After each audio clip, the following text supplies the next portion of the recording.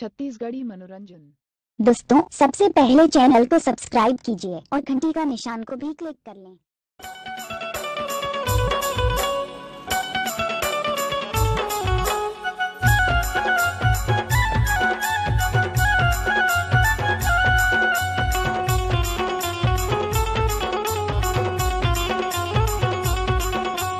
Attack सुघर तोरे रूप ला रानी कौन तारा जुमा तौला रे। अटेक सुघर तोरे रूप ला गोरी कौन तारा जुमा तौला रे। तौले बर तराजू नहीं मिले, तराजू नहीं मिले, मनमा तौला तेरे ठाव रे। तौले बर तराजू नहीं मिले, तराजू नहीं मिले, मनमा तौला तेरे ठाव रे।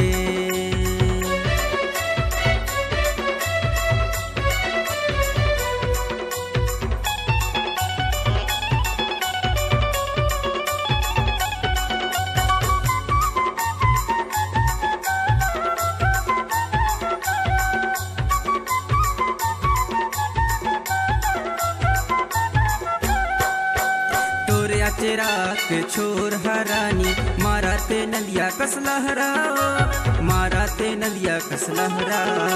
सजे सांवर के झने निकल दे लगे हवे तुर बर पहरा, लगे हवे तुर बर पहरा।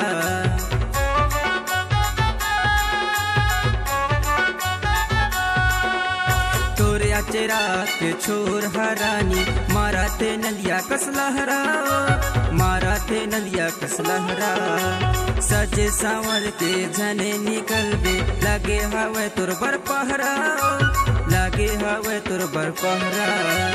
अटेक सुघर तोरे रूप ला रानी कौन तारा जुमा तौला रे। अटेक सुघर तोरे रूप ला गोरी कौन तारा जुमा तौला रे। तौले पर तराजू नहीं मिले, तराजू नहीं मिले, मनमा तौला तेरे ठाव रे। तौले पर तराजू नहीं मिले, तराजू नहीं मिले, मनमा तौला तेरे ठाव रे।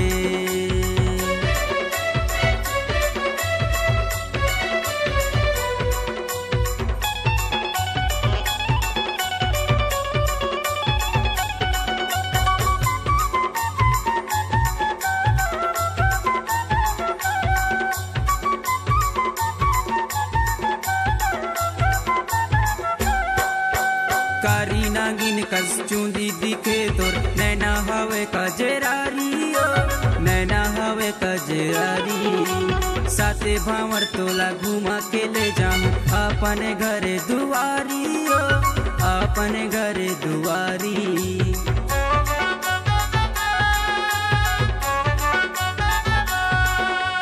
कारी नागिन कस चूंदी दिखे तोर नैना हवे कजरारी, ओ नैना हवे कजरारी। साथे भावर तोला घुमा के ले जाऊं अपने घरे दुआरी, ओ अपने घरे दुआरी। अटेक सुघर तोरे रूप ला रानी कौन तारा जुमा तौला रे। अटेक सुघर तोरे रूप ला गोरी कौन तारा जुमा तौला रे। तौले पर तराजू नहीं मिले, तराजू नहीं मिले, मनमा तौला तेरे ठाव रे। तौले पर तराजू नहीं मिले, तराजू नहीं मिले, मनमा तौला तेरे ठाव रे।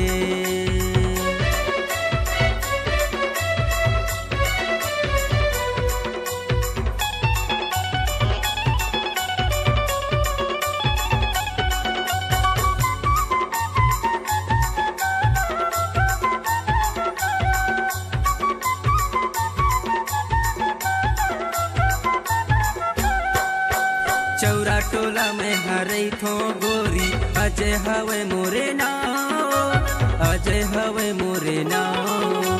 पूछते आबे ए मोरे रानी डड़ी बहरा मोर गाँव, डड़ी बहरा मोर गाँव।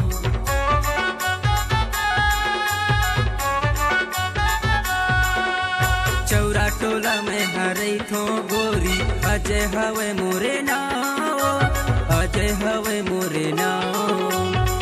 पूछते आवे ए मोरे रानी डरे बहरा मोर गाँव, डरे बहरा मोर गाँव। अटेक सुघर तोरे रूप ला रानी कौन तारा जुमा तौलाओ रे, अटेक सुघर तोरे रूप ला गोरी कौन तारा जुमा तौलाओ रे।